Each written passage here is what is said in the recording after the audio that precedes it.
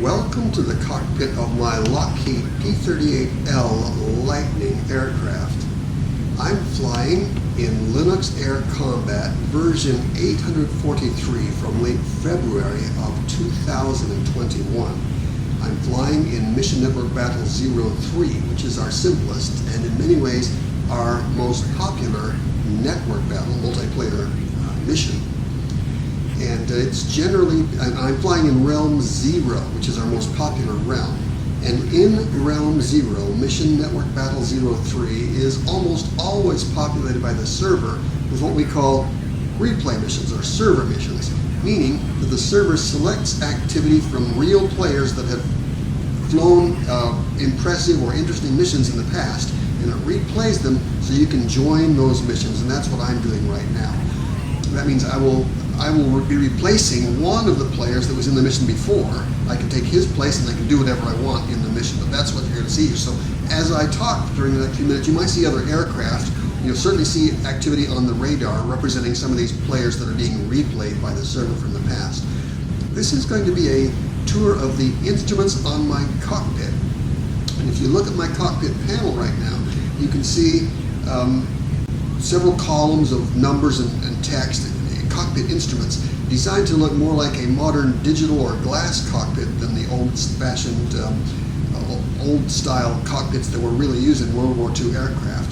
So let's talk about how you relate to that as you fly an old World War II airplane with one of these modern glass cockpits. The instruments are kind of loosely arranged in various columns on the panel, and I'm going to be talking about them going down the columns top to bottom, left to right. So in the upper left corner of the cockpit panel, you can see an instrument that says Community Handle. Below that it says Lincoln in blue text. That means that my handle, my name in the Linux Air Combat community is Lincoln. And in this mission, everybody will see me as Lincoln. And I'm flying on the blue team. That's why the text is blue. Below that instrument, you can see our speed instrument, displaying several numbers. Whenever we're airborne, speed is displayed in three different types of measurement systems.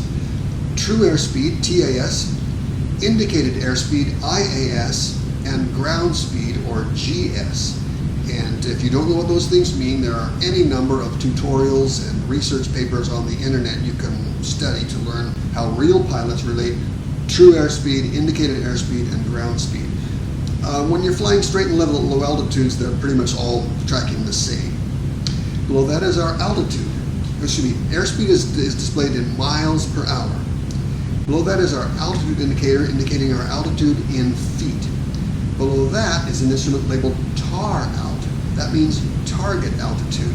And it's important that you understand the concept of a target in Linux Air Combat. At any time, you can designate another aircraft or any other mission resource like your own radar transmitter or the enemy's radar transmitter. You can designate one object for special attention. We'll call that our target. Whether it's a friend or an ally, it's still the target. And when you select one of those objects, the instruments on your front panel give them extra attention. You can learn more details about that target. Several of the instruments I'm going to be talking about in the next few minutes reference target details. And the first one is this one, TAR out, meaning we're looking at the altitude of the selected target. And you can see our selected target is flying at 1,900 feet altitude right now. Looks like 1,900 feet of altitude. Below the target altitude indicator is our victories counter.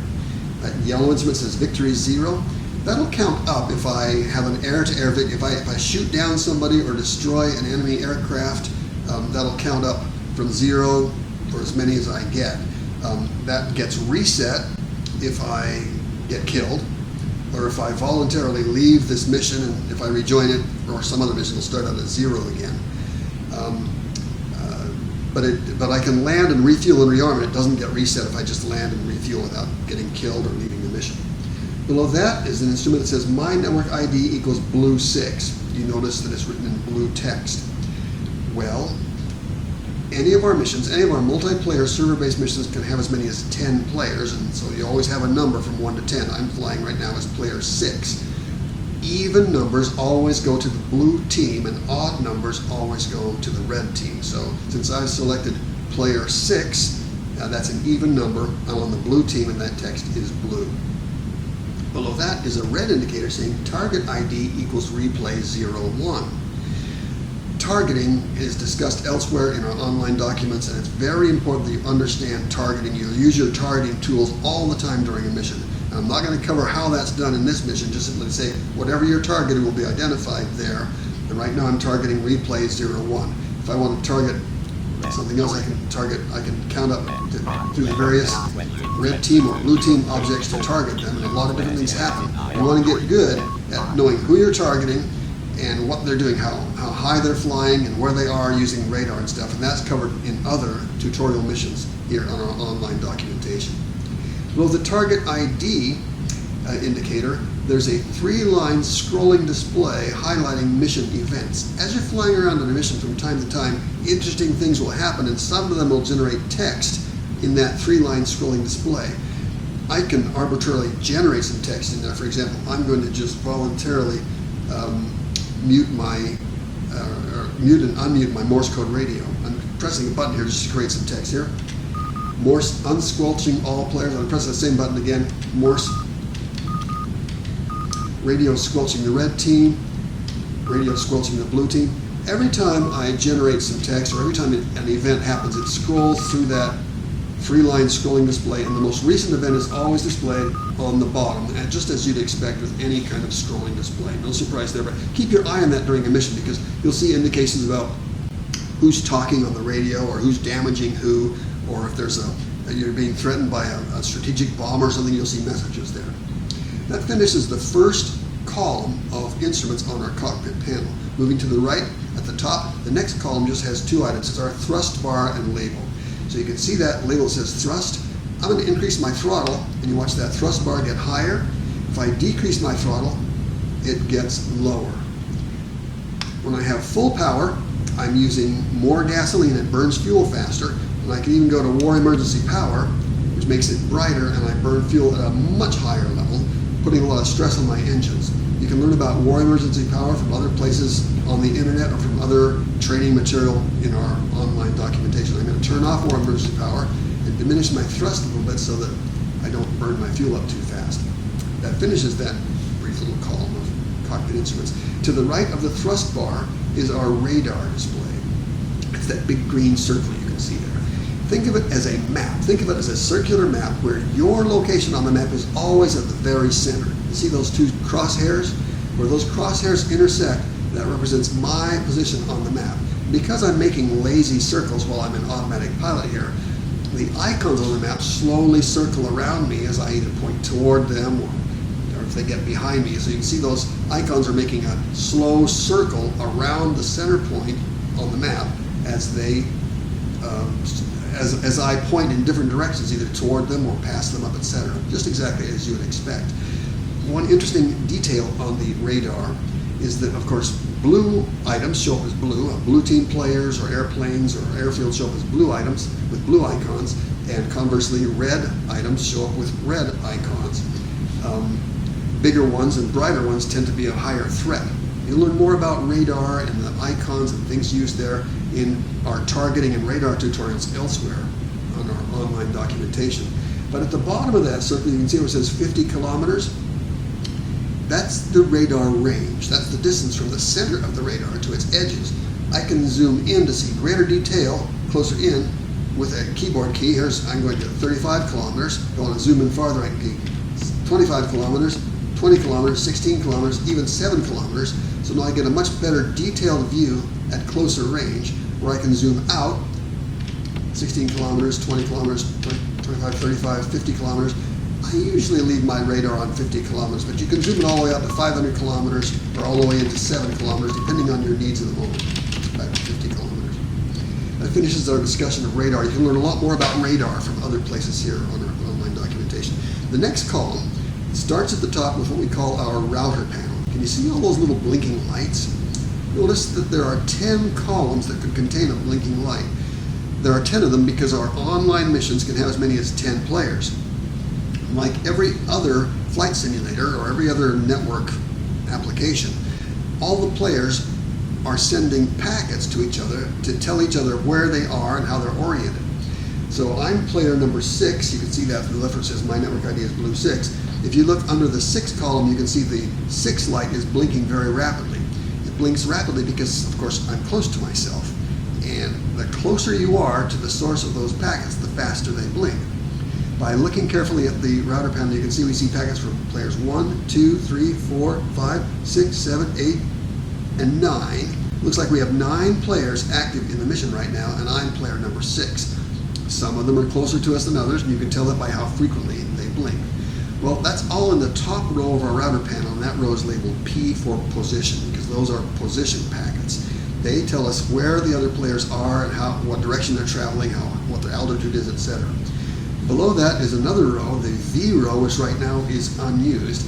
That stands for voice packets. If a person is trying to talk using our voice radios, a light will light up right there. Now I'm going to put on my headsets and show you what that means. Because I'm player number 6, when I start talking, I'm going to hold down my push-to-talk key, watch the light under player 6. See, it is right there, turned on. Well, I'm now sending voice packets to everybody else in my mission, at least everybody else on my team, and I'm identified as player 6. So you can look at your router panel there and see who's holding down their push-to-talk keys to try to talk. When I release my key, my hand, that goes off. Below the router panel is what we call our mumble panel. Players in the Linux Air Combat community tend to use the well-known, free, open-source Mumble VoIP application so we can talk to each other using our headsets and microphones with our voices. And that makes things a lot more interesting, a lot more fun, and a lot more realistic. Mumble is an independent program, not written by me. You can get it from anywhere. Hundreds of thousands of people use it daily for all kinds of different things. But Linux Air Combat is very powerfully integrated with Mumble. So the Mumble panel will tell you what channel you're using. Every one of our missions has several Mumble channels, and Linux Air Combat will automatically put you into the best channel for your team, mission, and realm. You could voluntarily change that using hotkeys on your keyboard to switch different channels. For example, right now, I'm going to switch from my blue team channel disconnected from server to the server connection failed. Multi-team channel, the all teams channel of this mission. You notice the Mumble panel changed colors, and the message now says channel M3 all. That means I'm in mission 3 on the channel that's shared by all players, both blue and red team. And because it's shared by both blue team and red team, the color is purple, which is of course a mixture of blue and red. If I go back to my regular channel, disconnected from server. Server connection failed. Connection refused. Connected. Now I'm on mission 3, blue team. And so you can always tell what channel you're on, and when other people are talking, you'll get information on your Mumble panel about who they are and what team they're on also.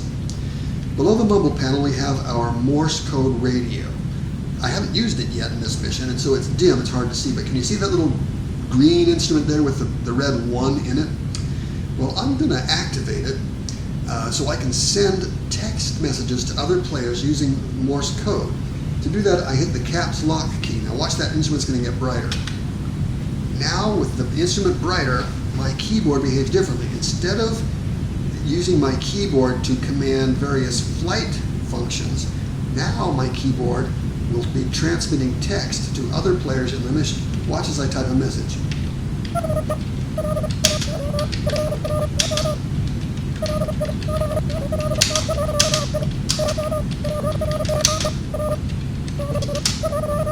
Okay, as you saw and as you heard, that the text I typed from my keyboard was then transmitted to all the other players on the mission. Both my allies on the blue team and my opponents on the red team could see that text. And if one of them wanted to answer me, I would see their text in that same Morse code radio instrument.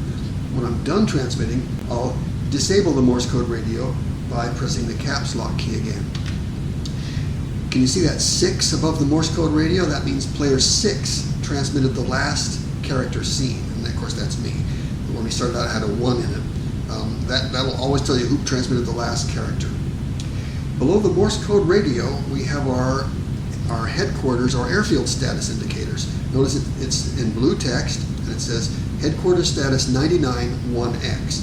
That means that my headquarters airfield is 99% operational, meaning it's basically fully repaired, and its maintenance activities are proceeding at 1 times normal speed. Sometimes you can cause it to be repaired faster. If it was damaged, it might be repaired faster. If you fly over your own airfield and dominate airspace there, then your ground repair can go faster. Your ground crew gets more confident if you're doing that. We can also see the status of other airfields. If I want to, I can select another blue team resource. For example, here, target 26 is a bunker. You can see that over on the left of the column. The left column says target ID equals 26, bunker blue 1. We talked about that instrument early on. And then on the right side, the airfield status indicator shows target 26 status equals 100. I'm going to cycle to some other blue team facilities. There's target 24, which is radar. My radar is also 100%. There's my battleship. Target 22 is also at 100%. So you can see the status of various objects on your own team that way. To learn the status of the enemy airfield, you have to target them. Watch this. Red 23. Target red 23, red battleship, red radar, red bunker, red HQ. I'm targeting the red headquarters, and to learn their status, I have to be listening on my radio and press F12, function key 12. Listen to this. Enemy headquarters airfield appears to be 100% operational. So that's how you learn the status of the enemy airfield. You have to select it and hit F12. That will only work if your radio is tuned to the appropriate channel for your realm, mission, and team. If you try to do that while you're on some other channel, you get an error message. Continuing now, the next column of instruments, the last one on the right, at the top you can see it begins with the letter C, and you can see that C is gray, meaning it's inactive. C stands for camera. We have a kind of a gun camera facility in Linux Air Combat. I'm going to activate it by tapping the C key on my keyboard. Watch, it'll turn yellow. Requesting gun camera recording services from the LAC server. You can see that yellow indicator now indicates that we have asked the server to record everything happening in this mission. You would do that if you anticipate something interesting is about to happen. And the server then makes a record of everything that's happening. When you're done, you turn that off by pressing C again, and you watch that C will go gray. Asking the LAC server to end this gun camera segment. You do that when you think the interesting stuff is over with. Now that leaves a record on the server, and the server administrators periodically review those gun camera records, look at them, and if they find them interesting, they can set them up for replay as part of these replay missions, and you might find yourself flying in your own mission sometime in the future. Below the gun camera indicator is our ammo counter. You can see this is ammo 2,450. That's how many cannon rounds and machine gun bullets I've got in my machine guns. I'm going to hold down my trigger and start shooting, and you'll see that number will diminish. You can also see and hear my bullets firing. You see them disappearing up ahead of my airplane in the distance. Notice that number goes down. When it gets to 0, I'm out of bullets and I can't shoot anymore. I could land and get some more if my airfield is repaired sufficiently to issue me some more bullets. Below the ammo counter is my fuel gauge.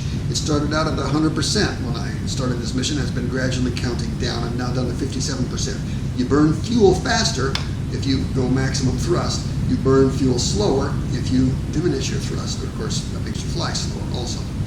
Below the fuel gauge is my damage indicator in percent. Right now it says 0, meaning I'm not suffering any aircraft damage. If an enemy aircraft shoots my airplane, or if I get hit by a bomb or a rocket, or if I crash into the ground or maybe just scrape the ground gently, I'll get damage. It accumulates. And as you accumulate damage, your airplane becomes less responsive. It might be able to fly slower. It might not be able to climb as well. It might not be able to maneuver as well. Instruments will start to fail. You might not be able to lower your landing gear. Your flaps might not work. Your radar might fail. There's all kinds of things that can happen. So normally when you're going into battle, you want to have a 100% functional aircraft. I really don't like to go into battle if I have more than like 20% damage. Anything over about 25% damage, it's time to head back to the airfield, land, and get it repaired. If you ever get to 100% damage, your airplane actually explodes and vaporizes and you're out of the mission. But even at like 40 or 50% damage, it's very difficult to fly, and you might be forced to ditch in the ocean or on the ground if your engine has failed, for example. Keep an eye on that damage indicator. Below that is your speed brake. Some of the airplanes in Linux Air Combat have air brakes or speed brakes. Most of them do not. This P-38 does have a speed brake, but it's kind of unique. The P-38 speed brake doesn't slow it down very much, just a tiny little bit of slowdown. But the P-38 had problems when it got going too fast. It became unmaneuverable. So the engineers put a tiny little speed brake on it that actually diverted the airflow and makes it so that you can maneuver your P-38 even at very high speed if your speed brake is active. And so it's commonplace for P-38 pilots to fly with their speed brake active all the time. It just doesn't slow you down very much. I'm going to take it off though. It does cost me a tiny little bit of speed. Below my speed brake are my flaps. I can lower my flaps or extend my flaps and retract them using the controls and buttons documented elsewhere. You want to know about flaps to be effective in Linux Air Combat, but that's not the subject of this tutorial right now. So if my flaps were extended, instead of saying flaps 0, it would say flaps 1 or flaps 2, flaps 3, flaps 4. When it says flaps 4, your flaps are fully extended. As you retract them, they'll go 4, 3, 2, 1, etc. Your flaps will help you fly slow when you need to. Below the flaps indicator, I've got indicators for chaff and flare. We don't use those very much. They're hardly ever used, and so I'm not going to discuss them further here, other than just say they're used to deceive the enemy if you're flying a jet, a water jet. Below that is our ordnance indicator. Notice it says bomb 500 pound N2. That means I'm lugging 2 500-pound bombs. Some airplanes have a variety of ordnance they can carry, and you can switch different secondary ordnance on with a keyboard key. I'm going to try that right now, and I can see this airplane also can carry 10 rockets. So I can alternate between showing that I have 2 bombs or 10 rockets. I can fire those off with my secondary ordnance. Watch this, I'm going to fire off a couple of rockets. I just fired off 3 rockets, and you can see now my total number of rockets is down to 7. I can look at my bombs. If I drop a bomb, that'll go down to a 1. If I look below me, I can see that bomb falling into space below me. Eventually it'll hit the water and explode, like that. Okay, that's a quick tour of all of the instruments on our cockpit panel. Every one of these subjects is covered in greater detail individually with other online documentation here on our AskMrWizard.com website. Generally these are available on Rumble or on YouTube as video clips, and I recommend that you explore them. But with this basic background, you can learn how to read those instruments and thrive in our online environment. Thanks.